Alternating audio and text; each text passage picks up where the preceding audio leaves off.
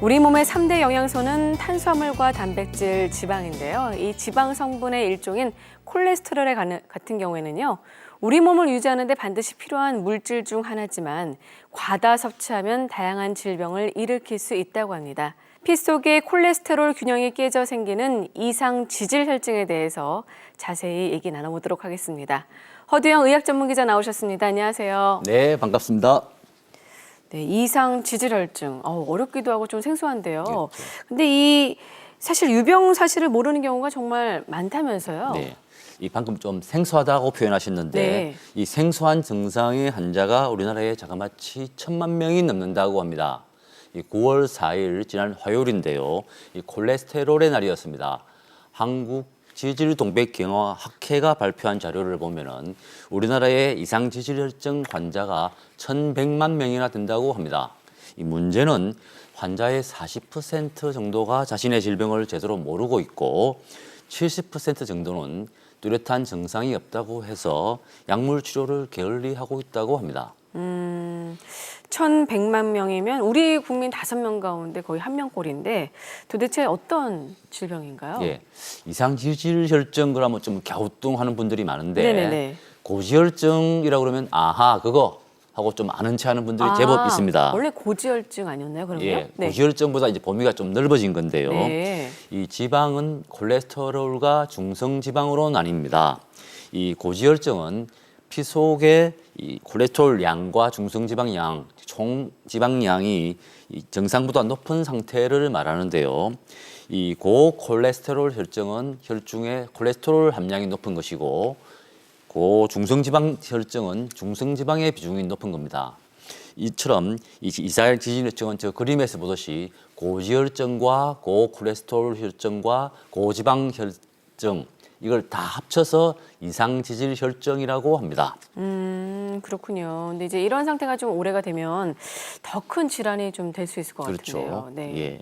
이 콜레스테롤은 우리 몸을 이루는 이제 세포의 세포막을 형성하고 또 신경 세포의 수초라든지 지방 단백질을 이루는 성분이기도 하고요. 스테로이드 호르몬과 이 담즙삼을 만드는 그런 원료가 되기도 한답니다. 이 혈중 콜레스테롤 수치가 높으면 이 나이가 들면서 동맥 안쪽에 저렇게 지방층이 쌓이게 되고 지방층이 점점 쌓이면서 동맥경화가 시작됩니다. 이 문제는 이 죽처럼 걸쭉한 지방이 몸속에 계속 쌓이면서 혈관이 네. 좁아지고 또 딱딱해지기 시작하는데요. 저 지방층이 나중에 깨져서 이 혈전, 피떡이라고 그러죠. 네네네. 이 피떡과 부딪히면서 이제 혈관을 막게 되는 그런 증상이 나타나는데 그때 일어나는 게 이제 심장마비 또는 이제 뇌졸중이 되겠습니다. 그렇군요.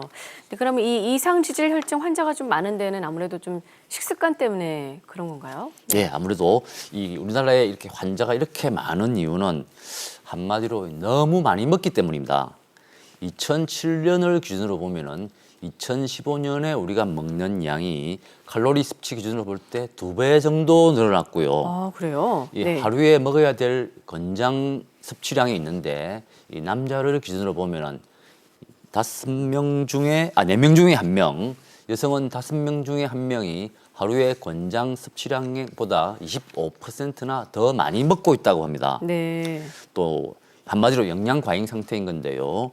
이 나이도 점점 어려져서 30대 이상 남성으로 보면은 2명 중에 1명, 여성으로 보면은 10명 중에 3명, 전체적으로 보면 5명 중에 2명꼴로 이상 지질혈증을 앓고 있다고 하는데요. 문제는 환자의 40% 정도가 자신이 이 이상 지질혈증을 앓고 있다는 것을 모르고 있는 데다가 이 질병을 알고 치료하면 치료율이 높아지는데 모르고 있다 보니까 이 알고 치료하는 것은 한 82% 정도가 치료를 할 수 있는데 네네네. 모르기 때문에 그 치료 효과가 절반 정도로 줄어든다고 합니다. 모르니까 치료도 안 받고 처방도 이제 무시하는 결과가 나타나는데요.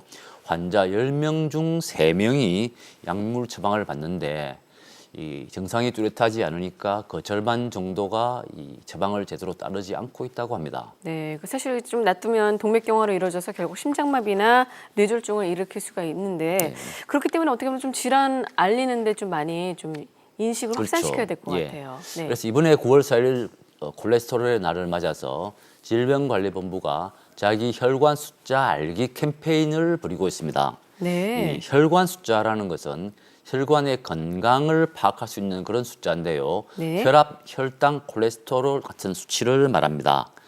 다들 잘 아시다시피 정상 혈압은 이완기 혈압이 80 미만 또는 수축기 혈압이 120 미만이고 혈당 같은 경우는 이제 공복 혈당 기준으로 100 미만입니다. 그리고 콜레스테롤 수치는 이제 200 미만이어야 정상인데 가까운 이제 보건소나 병원을 좀 자주 찾으시면서 자신의 건강 혈관 숫자를 계속 관리해 나가는 게 필요하겠습니다. 정말 이제 가까운 보건소나 병의원 방문하셔가지고요. 네, 혈관 나이를 꼭 확인하셔서 건강을 확인해 보시고 챙기시길 바라겠습니다. 네, 오늘 도움 말씀 정말 감사합니다. 네, 건강하세요.